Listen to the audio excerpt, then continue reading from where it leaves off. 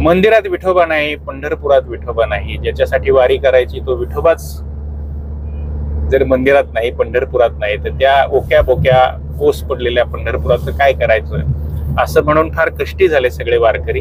आणि मग चर्चा अंती त्यांनी असा तोडगा काढला की संत एकनाथ महाराजांचे आजोबा भानुदास महाराज त्यांनी कर्नाटकाला जावं आणि राजाला त्या मूर्तीबद्दलची विनवणी करावी, राजाला राजी करून ती मूर्ती घेऊन यावी. म्हणून भानुदास महाराज या सगळ्या वारकऱ्यांच्या वतीनं हंपीला आले आणि तिथल्या अर्थात कथा आपण प्रत्यक्ष तिथं जाऊन तिथल्या मंडळींच्याच तोंडून त्या कथा ती माहिती ऐकूयात.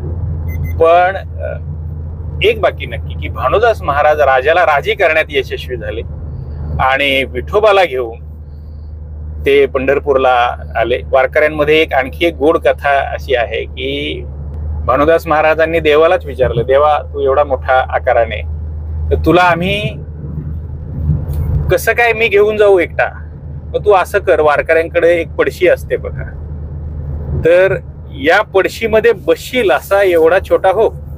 कार्तिकी एकादशीचा दिवस होता. वारकऱ्यांच्या आनंदाला उधाण आलं की देव हंपीवरनं कर्नाटकावरनं राजाच्या राजवाड्यातून राजप्रसादातून सगळ्या वैभवाचा सुखाचा त्याग करून आणि वारकऱ्यांसाठी म्हणून पंढरपूरला आले. तेव्हापासून कार्तिकी वारी ही संत भानुदास महाराजांची वारी म्हणून समजले जाते. भानुदास महाराजांचे एवढे वारकऱ्यांवर, वारकरी संप्रदायावर आणि महाराष्ट्रावर उपकार आहेत की विठ्ठलाची मूर्ती त्यांनी परत आणली म्हणून भानुदास एकनाथ असा गजर वारकरी करतात. आणि भानुदास महाराजांची समाधी ही पंढरपूरच्या श्री विठ्ठल मंदिरात आपल्याला पाहायला मिळते. महाराष्ट्रातून जेवढे वारकरी, जेवढे भक्त पंढरपूरला जातात तेवढेच किंबहुना त्याही पेक्षा जास्त कार्तिकी वारीला वगैरे पंढरपूरला जातात. आपली दिंडीमध्ये हुबळी, धारवाड, बेळगाव, कारवार, बागलकोटी, बिजापूर, धावणगेरी, चित्रदुर्ग, बेंगलोर, बेलूर, हळबीड हे सगळी गावकडले, जिल्ह्यातली बಳ್ಳारी, होसपेठ सगळीकडले लोक आपली दिंडीमध्ये सहभागी होते. आवड ही रूप गोजीरे सगुणा पाहता लोचन सुखावली, म्हणजे त्याचे मन आहे ना लोचन सुखावले झालेलं आहे. मग नंतर तिची गोड आता दृष्टी पुढे ऐसाची तूर आहे, ऐशाचे तूर आहे, झोमी तुझे पाहे पांडुरंग, म्हणजे त्याला लाचावले मन लागल असे गोडी ती जीवन सोडी ऐशे झाले. बघा तुम्ही खा म्हणे आम्ही महागावी लढीवाळी पुरवावी आळी माये बापा. त्यांनी ज्याला विठोबाचं दर्शन होईल जो विठ्ठलाचं श्रीमुख बघेल त्याची अवस्था ही होते असं झाले. तुम्ही बघा हे ज्याला काय म्हणतात पंढरीचे भूत मोठे आल्या गेल्या, पंढरीचे भूत जणू एक चेटूकच होऊन जातं त्या माणसावर. एकदा त्याने विठ्ठलाचं रूप पाहिलं की ध्यानीमनी तो दिसायला लागतो. रामकृष्ण हरी. मी श्रीरंग गायकवाड. आपण जो हा रस्ता पाहताय हा 3 पदरी अर्थात 6 पदरी जो रस्ता आहे हा मुंबई बेंगळुरू हायवे आहे. आणि या हायवेवरनं आम्ही हुबळीला निघालो आणि हुबळीवरनं आम्ही जाणार आहोत हंपी. हंपी हे कर्नाटकामधलं महत्वाचं ऐतिहासिक असं शहर आहे, जी प्राचीन कृष्णदेवरायांची राजधानी आहे ती हंपी आहे. आपणा सगळ्यांना माहिती आहे की यंदा ज्ञानोबा तुकाराम या वार्षिकाच्या संत साहित्याला वाहिलेल्या वार्षिक अंकाचा यंदाचा विशेष अंक आहे संत एकनाथ महाराज. संत एकनाथ महाराजांचं वाङ्मय कार्य, संत एकनाथ महाराजांचं सामाजिक कार्य, संत एकनाथ महाराजांनी या महाराष्ट्रालाच नव्हे तर संपूर्ण देशाला जे योगदान दिलं त्या योगदानाचा, त्यांच्या पाऊलखुणांचा मागोवा आम्ही घेत आहोत. आणि त्याचाच एक भाग म्हणून आम्ही हंपीला निघालो आहोत. आपल्याला माहिती आहे हंपी हे मोठं राजधानीचं शहर, विजयनगर असंही त्याला म्हणतात. आता आम्ही यासाठी निघालेलो आहोत संत एकनाथ महाराजांचे आजोबा भानुदास महाराज. भानुदास महाराजांनी त्यांचा एक संदर्भ असा आहे या हंपीशी की हंपीचा राजा कृष्णदेवराय याने पंढरपूरवरनं श्री विठ्ठलाची मूर्ती सोबत घेऊन आला आणि विजयनगरला अर्थात ते जे हंपी आहे तिथे एक सुंदर असं मंदिर या श्री विठ्ठलासाठी बांधलं आणि अगदी राजवैभवात श्री विठ्ठलाची तिथे प्रतिष्ठापना केली. वारीला जेव्हा वारकरी पंढरपूरला आले तेव्हा त्यांच्या लक्षात आलं की गाभाऱ्यामध्ये श्री विठ्ठलाची मूर्ती नाहीये. आणि मग कुठे गेली तेव्हा त्यांना असं समजलं की ही मूर्ती प्रत्यक्ष कृष्णदेवरायाने त्याच्या राजधानीला म्हणजे हम्पीला घेऊन गेलेलं आहे. मंदिरात विठोबा नाही, पंढरपुरात विठोबा नाही. ज्याच्यासाठी वारी करायची तो विठोबाच जर मंदिरात नाही, पंढरपुरात नाही, तर त्या ओक्या बोक्या ओस पडलेल्या पंढरपुराचं काय करायचं असं म्हणून फार कष्टी झाले सगळे वारकरी.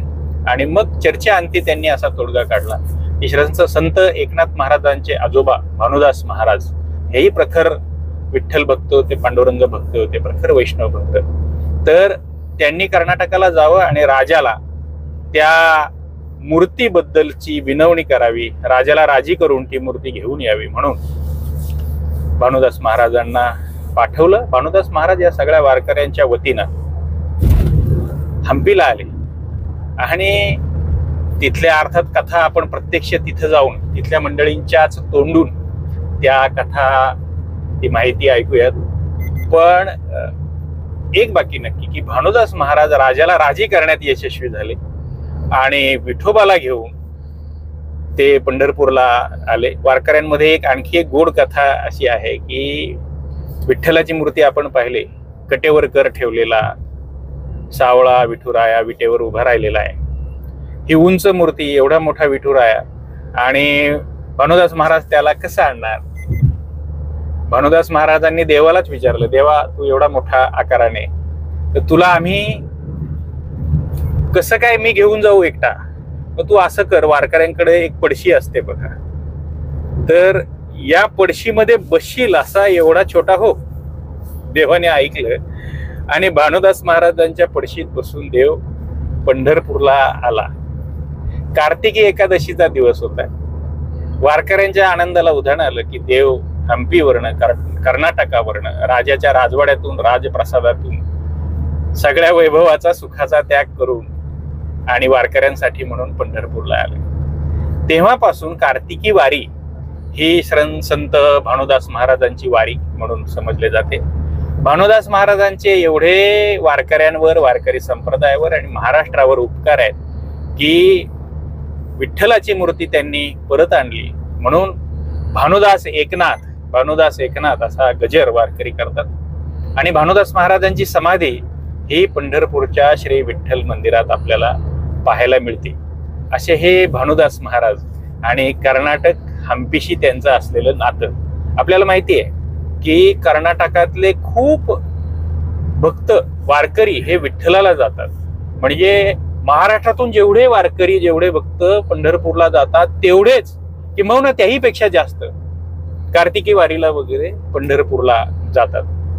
ज्ञानदेवांनी म्हटलेलं आहे, कानडा विठ्ठलू कर्नाटकू तेने मज लावेला वेदू. जनार्दन स्वामींचे शिष्य म्हणवले जाणारे संत एकनाथ महाराजांनी हा विठ्ठल कानडा आहे, कानडा विठ्ठलू कानडा बोले असं त्यांनी म्हटलेलं आहे. तर हा कानडी माणसांची नातं असलेला श्री विठ्ठल जेवढा मराठी माणसांचा लाडका आहे तेवढाच कानडी माणसांचाही लाडका आहे. आणि आत्ता आम्ही जेव्हा बेळगाववरनं निघालो या हायवेने, खूप सुंदर हायवे, अगदी मक्खन ज्याला म्हणावं असा हायवे आहे. तर आम्हाला MK हुबळी नावाचं एक गाव लागलं आणि त्या MK हुबळी गावामध्ये नदीवर मोठा पूल आहे. तिथं हा जो कर्नाटक आहे ना, हा इथं लिंगायत समाज फार मोठा आहे. बसवांनांना मोठ्या प्रमाणात मानणारा असा वर्ग इथं आहे. ठिकठिकाणी महात्मा बसवांनांचे पुतळे आपल्याला, अश्वारूढ पुतळे आपल्याला दिसतात. सोलापूर जवळ जे मंगळवेढा आहे त्या मंगळवेढ्यामध्ये ते होते. विज्जलाच्या पदरी प्रधानमंत्री असलेले हे बसवांना, त्यांनी फार मोठी क्रांती समाजामध्ये घडवून आणली. ही क्रांती होती स्त्री शूद्रांना अधिकार त्यांनी दिला, समाजातल्या उपेक्षितांना, तळागाळातल्या लोकांना त्यांनी अधिकार दिला. अनुभव मंडप नावाचं त्यांचं मंगळवेढ्यामध्ये एक दरबार भरायचा, ज्याच्यामध्ये विद्वज्जनांची चर्चा असायची. तिथं स्त्रियांना अधिकार होता, शूद्रांना अधिकार होता, सर्व जाती धर्माच्या लोकांना अधिकार होता. असे हे बसवेश्वर, असे हे बसवांना त्यांचं फार मोठं प्रभाव या कर्नाटकामध्ये आहे. त्यांची पत्नी, त्यांच्या पत्नीचं स्मारक आम्हाला त्या मंदिरामध्ये पाहायला मिळालं. आणि तिथं त्या MK हुबळी हे जे गाव आहे तिथे आम्हाला एक माझ्या ओळखीचे, मी जेव्हा पंढरीची वारी सुरू होती तेव्हा दैनिक लोकसत्तामध्ये एक मालिका लिहिली, इतर राज्यांमधले कुठले वारकरी आषाढी वारीला येतात, हे त्याच्यामधून मी लिहिलं होतं. त्याच्यापैकी मला जे भेटले होते हभप पुंडलिक महाराज, ज्यांनी कर्नाटक दिंडी नावाचीच दिंडी ते चालवतात, ते मला तिथे भेटले. त्याचा एक स्वतंत्र व्हिडिओही मी केलेला आहे. त्यांचं अख्खं कुटुंब भेटलं. त्यांचे आजोबा रुद्रप्पा महाराज यांनी तिथं विठ्ठल मंदिर बांधलंय. सुंदर सुबक अशा मूर्ती त्यांनी तिथे बसवल्यात. तर ते मंदिर आम्ही पाहिलं, त्यांच्या कुटुंबाशी बोललो. त्यांच्या छोट्या मुली, मुलं सगळेजण अभंग गवळणी सगळ्या संतांचे म्हणतात. आणि अगदी हे कुटुंब अभंगामध्ये, भजनामध्ये, विठ्ठलाच्या भक्तीमध्ये रमून गेलेलं आहे. तर असे हे कुटुंब, आम्ही जेव्हा त्यांना सांगितलं की आम्ही हम्पीला निघालेलो आहोत, तर ते म्हणाले चला आम्ही तो तुमच्या सोबत.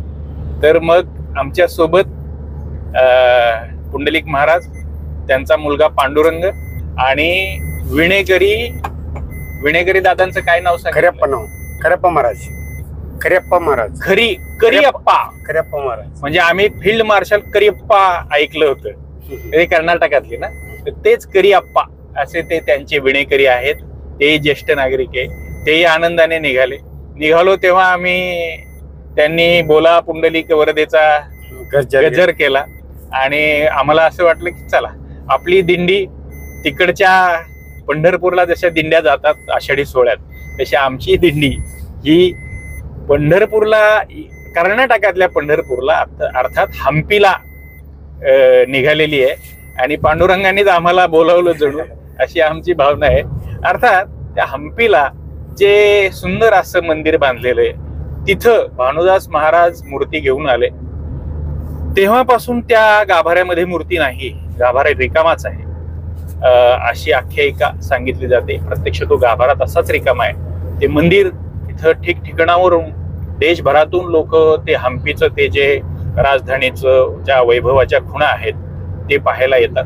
आणि ते आम्ही पाहायला जाणार आहोत. आणि मुख्यत्वे हा रिपोर्टाचा विषय आहे आमचा.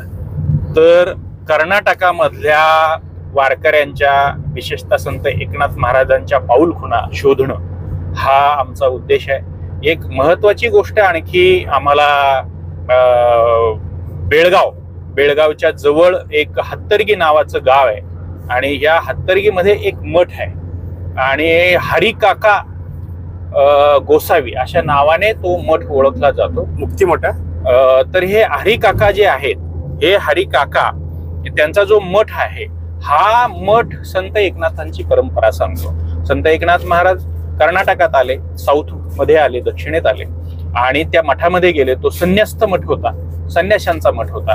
पण एकनाथ महाराजांनी सांगितलं, वारकरी जसे गृहस्थ असतात आणि घरात कुटुंबात राहून, जसं तुकडोजी महाराज म्हणतात, जीव भावानं जव मी पाहिलं माझं गावाचं मंदिर शोभलं, पुंडलिक ही मुले गोजिरी त्यांना सेवेचं फुलं मी वाहीन, माझं गावाचं मंदिर शोभलं. म्हणजे आपली मुलं बाळ, आपलं कुटुंब हेच देवाची रूप आहेत, हेच आपल्या पांडुरंगाची रूप आहेत, म्हणून त्यांची मी सेवा करेन, अशा आशयाचे अभंग संत तुकडोजी महाराजांनी लिहिले. जो वारकरी विचारांचा गाभा आहे, तुम्ही संसारात राहून तुमची रोजचं कामं करून आणि त्याच्यातच देव शोधावा, किंवा तोंडाने तुम्ही विठ्ठलाचं नाव घ्या की तुम्हाला विठ्ठलच भेटल्याचा म्हणजे प्रचिती येईल, अशी हे तत्वज्ञान आहे. आणि अशा पद्धतीचं तिथं जो संन्यस्त मठ होता, त्या मठात तुम्ही आता गृहस्थी व्हा, म्हणजे कुटुंब करा तुमचं, असं एकनाथ महाराजांनी सल्ला दिला, अशी ते कथा सांगत होते. आणि तेव्हापासून त्या ठिकाणी तो मठ आहे. आज जवळपास त्यांची 9वी 10वी पिढी वगैरे तिथे होती. आम्ही तिथं डॉक्टर आनंद गोसावी या त्यांचे ते तिथले आता सध्याचे मठाधीश आहेत, मठपती आहेत, त्यांना भेटलो. श्रीकृष्ण जन्माष्टमीचा फार मोठा उत्सव, विशेषतः काल्याचा आजचा दिवस आहे, खूप मोठा उत्सव तिथे साजरा केला जातो. मुंबई पुण्यावरनं, कर्नाटकात आणि ठिकठिकाणावरून लोक तिथे येतात. रथामध्ये मिरवणूक काढली जाते, कीर्तनं होतात, प्रसिद्ध गायक तिथं भजनं सादर करतात आणि तिथल्या काल्याचा उत्सव हा महत्वाचा असतो. आता मी सांगतो हे कर्नाटकातल्या सगळ्या वारकरी संप्रदायाच्या विचारधारेच्या पाऊलखुणा आहेत. आणि तिथे असं सांगतात की एकनाथ महाराजांच्या खडावा अर्थात पादुका आहेत त्याही तिथे ठेवल्यात. तोही व्हिडिओ आम्ही केलेला आहे, तुम्ही तोही व्हिडिओ आवर्जून बघा.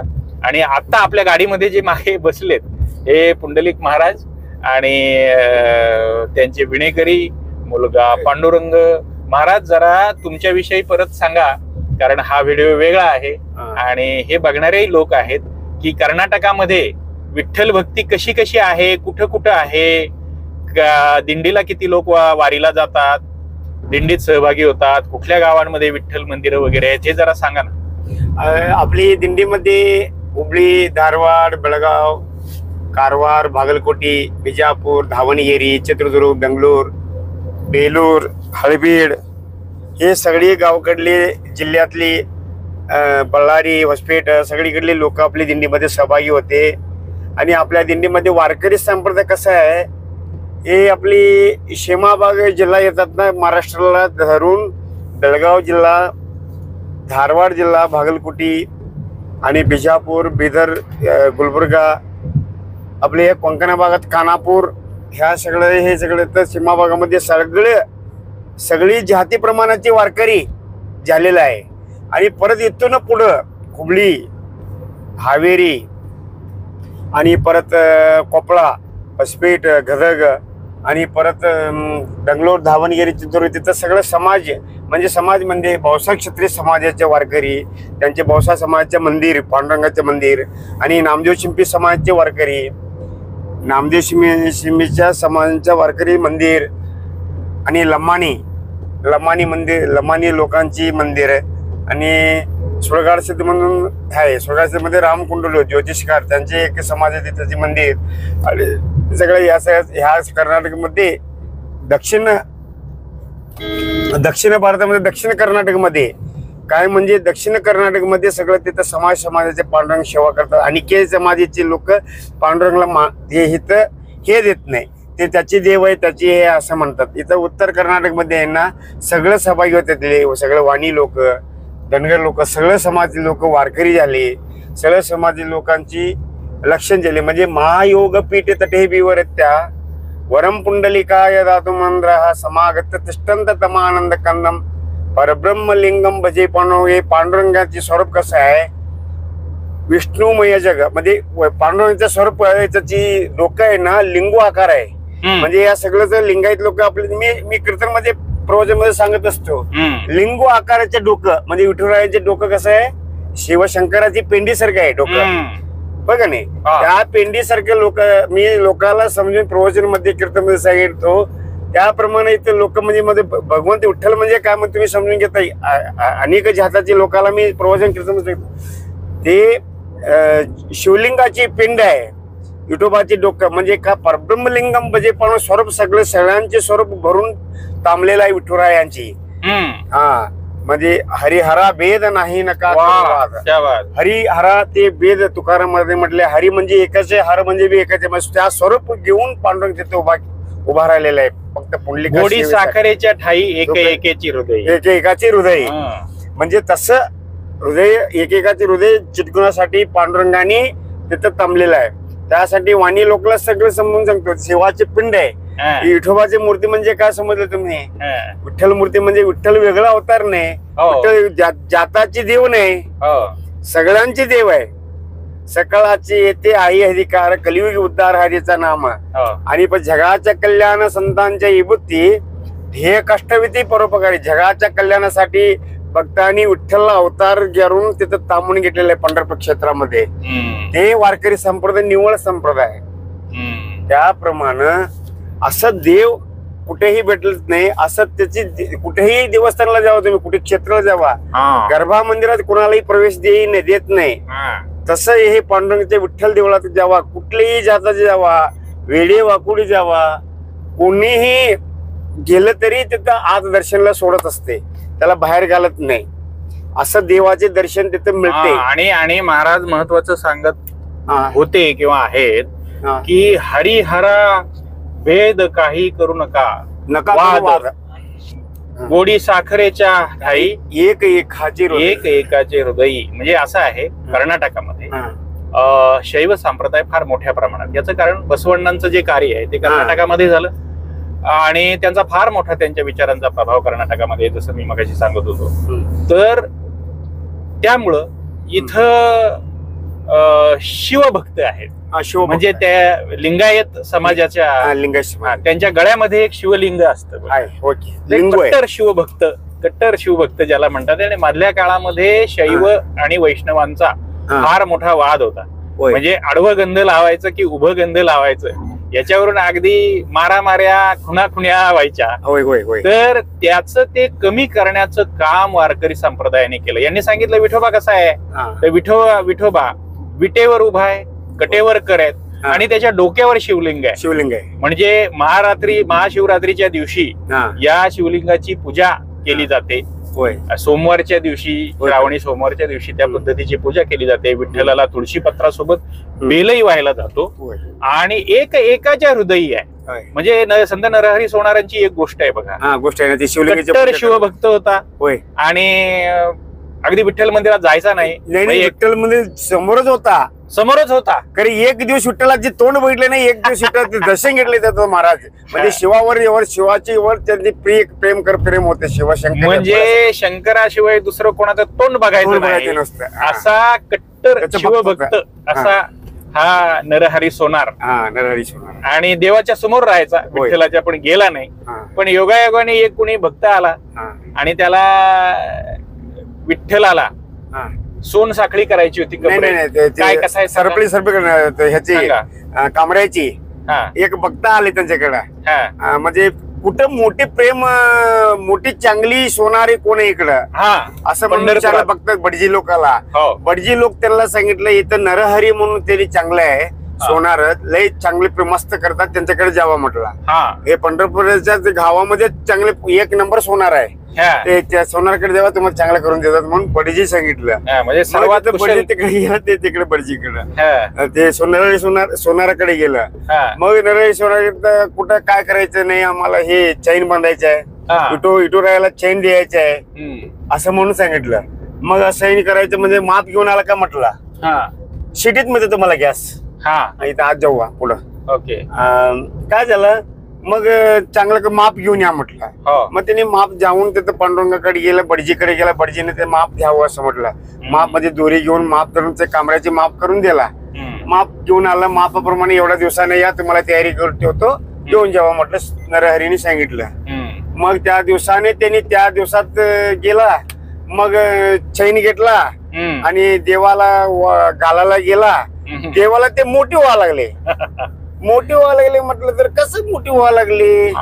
आणि परत त्यांचं सोनाराकडे गेले. देवाला कमराला मोठी व्हायला लागले चैन, थोडी छोटी करून द्या की असं माप कसं माप देईन तुम्ही मापाप्रमाणे आपण करून दिलो त्यांनी म्हटलं. मग माप असं हात घ्या, हात मापा करून घेतलं म्हटलं. मग आणि परत त्याच्याकडे एवढा कट केला, 1 इंच 2-1.5 इंच कट करून आणि परत त्याला सगळं करून दिला, हात घ्या. मग आणि घेऊन गेला. आणि घेऊन कमी व्हायला लागले. आणि कमी व्हायला लागले असं का हो, असं व्हायला लागले. आणि कमी व्हायला लागले की म्हणून त्याच्याकडे गेला. अहो काय तुम्ही कसली सोनार, चांगलं सोनार आहे तुम्हाला नाव घेतलेलं आहे पंढरपूर नगरीमध्ये, तुम्ही मोठी आणि लहान व्हायला लागले देवाला, म्हणजे कसं का हो, तुम्हीच माप घ्या असं म्हटलं ते भक्तांनी. नरहरी सोनारांना तर विठ्ठलाच्या मंदिरात जायचं नाही, कारण ते देवाला जात नाही ना त्यांनी. मग नंतर नरहरी सोनार, मग मीच येतो म्हटलं तर माझा डोळा बांधला काळा कपडानं. मला विठ्ठल बघायचाच ना, कुणाला देवाला बघत नाही. माझी देवाला थोडंच बघणार, शंभोलिंगाला, शिवशंकरला. हे जोडून कुठल्याही देवाला डोळ्यानं बघत नाही असं म्हटलं. मग काळा कपडा बांधून धरून त्याला देवाकडे गेला. देवाकडे गेल्यानंतर कांबराला असं धरला.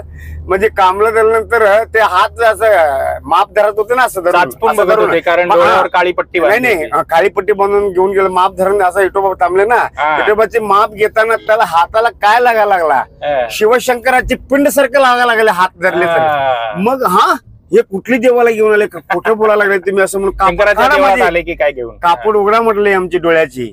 मग कापड उघडल्यानंतर विठुरायाचे बघा कसा घोटाळा केला. म्हणून डोळ्याची पट्टी सोडली सोडली तर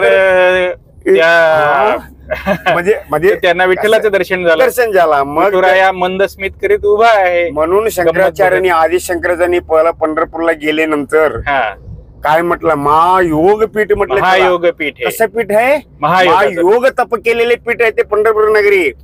महायोग पीठ आहे. तठे बिवर त्या तटे बिवर भीमाच्या नतेवर वरम पुंडलिका वर द्यायला आलेले परमात्मा पांडुरंग. पांडुरंग नव्हे, विष्णू परमात्मा वर द्यायला आलेले. आणि वरम देह पुंडलिका तटे बिवर त्या वरम पुंडलिका हा जातो म्हणून समागत तिष्ठंत तमानंद कंदम परब्रह्मलिंगम भजे पांडुरंग. परब्रह्मलिंगम स्वरूप परमात्मा पांडुरंग आहे. हे युनिव्हर्सिटी विद्यालय आहे, कृषी विश्वविद्यालय प्रसिद्ध आहे. आपली उत्तर कर्नाटकमध्ये युनिव्हर्सिटीचे बँगलोर सोडले ना, ते धारवाड. आणि म्हणजे सांगायचा मुद्दा असा की पुंडलिक महाराज असं सांगत होते की कर्नाटकामध्ये फार मोठ्या प्रमाणावर वारकरी संप्रदाय आहे, वाढले. आणि कर्नाटकामध्ये बसवेश्वरांमुळे बसवांनांमुळे लिंगायत धर्माचा मोठा, लिंगायत पंथाचा मोठा प्रभाव आहे. म्हणजे शैव आणि वैष्णवांचं ऐक्य खऱ्या अर्थाने इथं पाहायला मिळतं. आणि तो जो ऐक्याचा प्रवाह आहे तो पंढरीच्या वाटेवर पाहायला मिळतो. आणि ते सांगत होते की कुठे कुठे विठ्ठलाची मंदिरं आहेत, दिंडीमध्ये कुठून कुठून लोक जातात असं ते सांगत होते. तर हे जे हंपीचं विठ्ठल मंदिर आहे त्याच्याबद्दलच काय माहिती आहे जिकडे आपण चाललेलो आहोत? हंपीचे विठ्ठल मंदिर विजयनगर राजाने काय केला, विजयनगर राजा पंढरपूरला विठुरायांच्या दर्शनला गेला. विठुरायांच्या दर्शनला गेले बरोबर, विठुरायांचं दर्शन केला. किती सुंदर मूर्ती आहे. त्याची पायाचे दर्शन झाले. त्याची आवड कुठे गेले, राजांची आवड देवावर आवड गेले. आवड हे रूप गोजीरे सगुणा पाहत लोचन सुखावली. म्हणजे त्याचे मन आहे ना लोचन सुखावले झालेलं आहे. मग नंतर तिची गोड आता दृष्टी पुढे ऐसाची तूर आहे, ऐशाचे तूर आहे. जो मी तुझे पाहे पांडुरंग. म्हणजे त्याला लाचावले मन लागल असे गोडी ती जीवन सोडी ऐशे झाले. बघा तुम्ही खा म्हणे आम्ही महागावी लढीवाळी पुरवावी आली माये बापा. त्यांनी ज्याला विठोबाचं दर्शन होईल जो विठ्ठलाचं श्रीमुख बघेल त्याची अवस्था ही होते असं झाले. तुम्ही बघा हे ज्याला काय म्हणतात पंढरीचे भूत मोठे आल्या गेल्या. पंढरीचे भूत जणू एक चेटूकच होऊन जातं त्या माणसावर. एकदा त्याने विठ्ठलाचं रूप पाहिलं की ध्यानीमनी तो दिसायला लागतो. तसं राजाला दिसत होतं. राजाने काय म्हटलं, हे विठुराया माझी राजवाडे मोठी आहे, ते विठूला इकडे कशाला थांबवा, विठू माझ्या बरोबर घेऊन जाऊ ना. आम्ही तिकडे दर्शन चांगली आवड झाली ना त्याच्यावर, लय प्रेम आवड झाली कुणाची, राजांची कृष्णदेवरायांची. मग ते राजाच होता सोडायचं नाही म्हणून पांडुरंगला विचारलं त्यांनी, पांडुरंगा माझ्या घरी येते का, तुम्हाला सगळं हे करतो, तुम्हाला काय पाहिजे ते करतो, परंतु तुम्ही माझ्याकडे यायला पाहिजे. मग हो म्हटले विठ्ठलाने. म्हणजे कसं करतो, म्हणजे माझी एक वचन पाळा तुम्ही असं म्हटलं देव. माझे वचन काय, माझ्या भक्त कोण येतात माझ्या भक्ताला तुम्ही हे द्यायला पाहिजे. मला एकच नामस्मरण असाल तर माझं नामस्मरण करणारी कोण नाही, मी सगळं तुम्हाला सोय करतो. खरं तुम्हाला पूजा विधी विधान काय पाहिजे, जेवण वगाणं पिणं सोनं सगळं करतो, परंतु ते थोडी नाही. मग येतो म्हटलं त्यांनी, राजावर इच्छा केला, राजाने इच्छा केला, त्यांनी देव बी इच्छा ठेवला. मग येतो म्हटलं, घेऊन गेला. मग गेल्यानंतर तिकडे म्हणजे राजा इकडं हंपीला श्री विठ्ठलाला घेऊन आला सोबत, आणि मोठ्या वैभवामध्ये राजाच येतो. त्या राजाच्या घरी किंवा राजवाड्यामध्ये श्री विठ्ठल आले आणि इथं त्यांची काय मंदिरामध्ये प्रतिष्ठापना केली. मंदिर मोठी मंदिर बांधले ना, मोठी मंदिर बांधले. मग दगडाचे मंदिर बांधून प्रतिष्ठापन करून दररोज पूजा विधी विधान सगळं केलं जाईल. त्याच जायला लागले देवाला मनच राही नाही तिकडं. देवाला कर्मे ना तिकडे, कर्मे नाही तिकडे, राजवैभवात पण कर्मी नाही. मग काय केलं देव, कसं करू, मी इकडे ह्याच्या बरोबर त्याच्यावर प्रेम कर तिकडे आलो. म्हणजे इथं पंचपक्वांना खायला आहे, सगळं आहे, सगळं हिरे माणक राजभोग सगळं आहे. खरं परंतु ध्यान भोग नाही, हा स्मरण भोग नाही, नामस्मरण नाही, गजर नाही. त्याच्या नावाचा लावणी- गजर करून नाचणारे हा. वारकरी कुठे आहे तिथे? लावणी मृदंग श्रुती ताळ दोष नाही, शेऊ ब्रह्मरस रस आवडी आवडी नाही आमच्याकडे. होय, म्हणजे होय. कसं येतं विठ्ठलला जीव गमत नव्हता तिकडं. हा. मग कसं करू, हो, काय हो. करू, देवालाच काळजी पडली. देवाला काळजी पडली. माझ्या भक्ती यायला इथं वाट माहिती नाही. हम्म. ते पंढरपुरात यायला लागले, पांडुरंग तसंच यायला लागले, दर्शन करतात जातात. म्हणजे ज्ञानी अंतर्ज्ञानी माणसं कोणी नाही. हो. संत भानुदास महाराज एकच होते अंतर्ज्ञानी. हो. ते जे महात्मा ते भानुदास महाराज म्हणजे ब्राह्मण वैद्याधिक होते ना, हम्म. त्याला ज्ञान होतं, भक्ती ज्ञान वैराग्य, ते वैराग्य त्याच्यावर ठेवले होते म्हणून त्याला देवावर खाजी पडली. इथं मंदिर आहे, पांडुरंग उभं राहिले, पांडुरंगाचे नाही इकडं. हम्म. पांडुरंग कुठे गेले सगळं सगळं मिटिंग ठेवला. हम्म. सगळे जण चर्चा करायला लागले. भानुदासांनी म्हटले भानुदास कसं होतं वारकरी, हम्म. श्रृंगार वेशभूषण श्रृंगार नव्हतं, हम्म. त्याचे पाटक खापड आणि हे पाटकाची पिशव्या बगल हे झोबली आणि हातात भगवा झेंडा आणि चिपळ्या आणि ठाळ, हम्म. एवढं असं माणसं गरीब सारखं माणसं दिसत होतं भानुदास महाराज. हम्म. त्या भानुदासांनी काय केलं, मी पांडुरंगाला घेऊन येतो. कुठे गेले पांडुरंग मला माहिती आहे, देवाला मी आणतो असं म्हटलं. हम्म. हम्म. देवाला पुढे आहे, त्याला पुढे गॅसाच्या पुढे. हम्म. मग घेऊन येतो असं म्हटलं. मग घेऊन या, मीटिंग मध्ये ठराव पास झाला, सगळं बोलून गेला. मग घेऊन या म्हटलं. गेलं तरी चालत, त्यावेळेस चालतच की हो, कुठे गाड्या, कुठे त्यावेळी आता कुठं सगळ्या वाहनाची गाड्या. सुविधा आजच्या सारखी. चालत चालत दक्षिण कर्नाटक तसंच बिजापूर मार्गाने आले त्यांनी. आपण 300 किलोमीटर होते, 300 350 किलोमीटर. हम्म. 300 किलोमीटर चालत, 300 350 400 किलोमीटर होते. चालत आलं कर हंपीलाच आला. हो. विठुराय तिकडेच गेले म्हणलं, समजले होते ना त्यांना, ज्ञान दृष्टीने बघितलं होते त्यांनी. हम्म. ज्ञानदृष्टी हरपले बघा, त्यांनी ज्ञान दृष्टीने बघितलं. इथं आहे मी घेऊन येतो, तेवढं हुशार होते भानुदास महाराजांनी. हम्म. मग चालत आला, भगवा झेंडा धरून आणि पिशवी खांद्यावर घालून रामकृष्णारी गजरत करत येत चालत आला. मग हंपीला आले बरोबर मंदिराकडे गेला. मंदिरला पांडुरंग किती हसा लागले, किती सळ जायचं, किती हसा लागले, किती संतोषी झाले, आनंद झाले. पांडुरंगला माझ्या भक्ती यायला लागले ठाळवर. म्हणजे रात्री आले तिकडं. कुठं पण आम्ही इथून गेला तर रात्री जाते की पंढरपूरला पहाटे 3ला 4ला जातो पोचतो. हो का, तसं त्यांनी रात्री गेला. कोण भानुदासांनी रात्री गेले बरोबर. तिथं रात्री गेले बरोबर देवाच्या दारात थांबले. पांडुरंगा काय तुझे दर्शन द्या. मग ऑटोमॅटिक कुलूप उघडले, दरवाजाचे सर्व दरवाजे कुलूप देवाची उघडून पांडुरंगाला त्याला दर्शन दिला रात्री. म्हणजे दिवसाचा तरी ब्राह्मण हे राजा सोडत नाही म्हणून. बरोबर, म्हणजे दिवसभर त्याच्या मंदिराला कुलूप. कुलूप ते सोडत नाही म्हणून ते भानुदासाला रात्रीच दर्शन दिले पांडुरंगाने. बरं, कुलूप वगैरे उघडलं, ऑटोमॅटिक पांडुरंगाच उघडून घेतला. उघडून दर्शन करून हाताने त्यांचे मुकुट हार आहे ना, हार कसली रत्नहार जडित हार, हे रत्न जडित हार त्याच्या गळ्यात घातला.